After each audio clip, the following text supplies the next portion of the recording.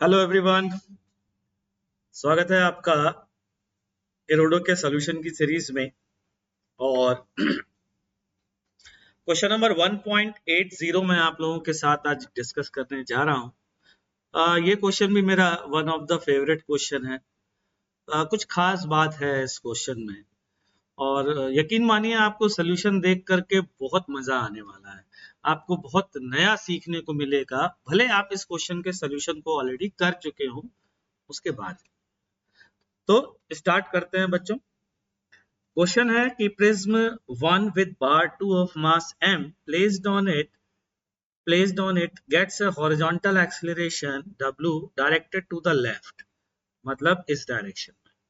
At what maximum value of this acceleration will the bar be still stationary related to the prism if the coefficient of friction between them k less than cot alpha? ठीक,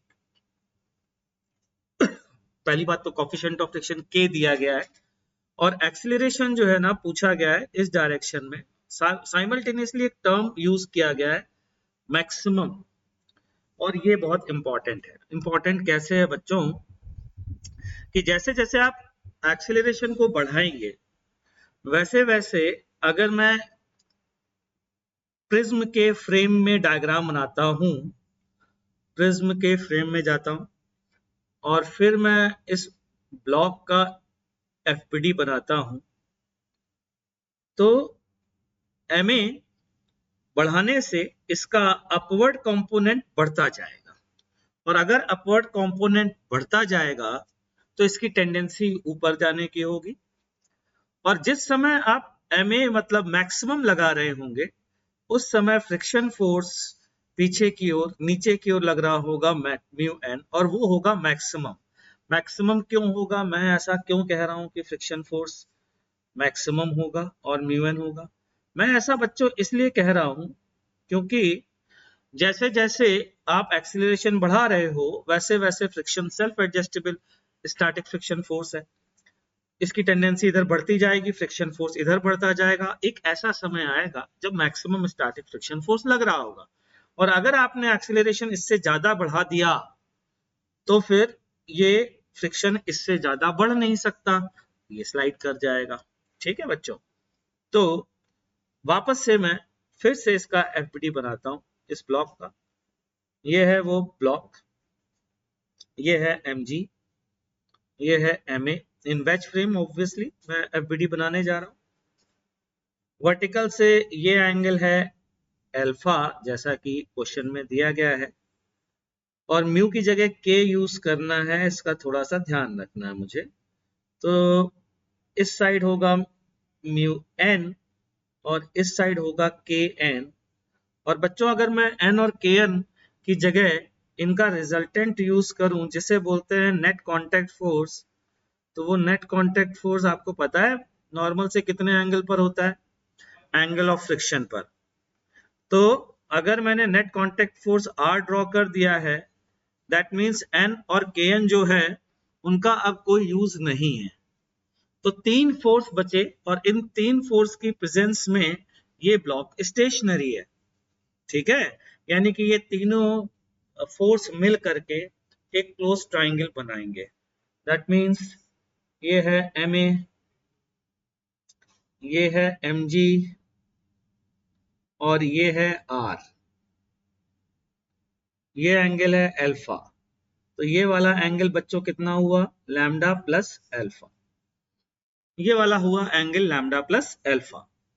clear है ये बात? ठीक है, तो यहां से अब हम सीधा आंसर पर आ सकते हैं, और वो ये कि इस ट्राइंगल से आप ध्यान से देखें तो ये देता है ma अपॉन mg की वैल्यू, ma अपॉन mg की वैल्यू आती है यहां से, ब्लैक पेन से थोड़ा लिखता हूं स्टाइल मारने के लिए।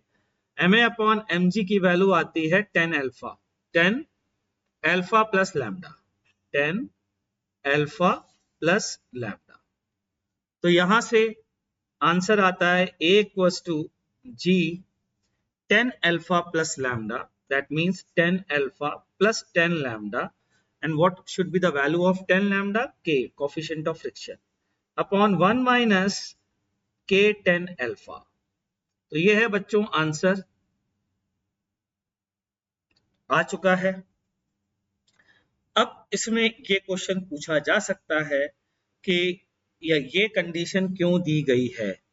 ये धीरे से लोग निकल लेते हैं, इस पर चर्चा नहीं करते हैं कि ये कंडीशन आखिरकार दी क्यों गई है। मैथमेटिकली तो समझ में आ रहा है कि ये निगेटिव हो जाएगा, ठीक है, और या जीरो भी हो सकता है। मैथमेटिकली तो क्लियर है, बिल्कुल समझ में आ रहा है। लेकिन एक्चुअल में ऐसा क्या हो रहा होगा, तो हो बच्चों ये रहा होगा, ध्यान से सुनिएगा आप सभी लोग, हो ये रहा होगा कि एमए बढ़ाने पर एमए के कंपोनेंट दो डायरेक्शन में बढ़ेंगे, इधर भी बढ़ेगा इधर भी बढ़ेगा। अब दिक्कत क्या है कि एमए बढ़ाने पर एमए का ये वाला कंपोनेंट नॉर्मल को बढ़ाएगा, और नॉर्मल को बढ़ाएगा तो फ्रिक्शन को भी बढ़ाएगा। तो कहीं अगर अगर इस तरीके की कंडीशन आई कि फ्रिक्शन ज्यादा तेजी से बढ़ रहा है और एमए इस डायरेक्शन का उतनी तेजी से एमए का कंपोनेंट नहीं बढ़ पा रहा है, तो एक्सीलरेशन की कोई भी वैल्यू पॉसिबल नहीं होगी ताकि ये वेज चल सके। ये उस केस को रिफ्लेक्ट कर रहा है। तो बहुत ही इंटरेस्टिंग सी चीज है जो यहाँ से समझ में आ रही है। तो बच्चों मेरे हिसाब से समझ में आ गया होगा इसका सॉल्यूशन, और आप चाहें तो इसका एक्सटेंशन भी सॉल्व कर सकते हैं। इसका एक्सटेंशन मैं बता देता हूं क्या होगा। अगेन इसका एक्सटेंशन होगा ए मिनिमम क्या होना चाहिए, what should be the A minimum so that block moves with the prism. ये है इसका एक्सटेंशन, और ट्राई करिएगा, कोशिश करिएगा कि ये आपसे हो जाए और ए मिनिमम की वैल्यू आप लोग बता सकें। तो मिलते हैं बच्चों नेक्स्ट वीडियो में। Thank you.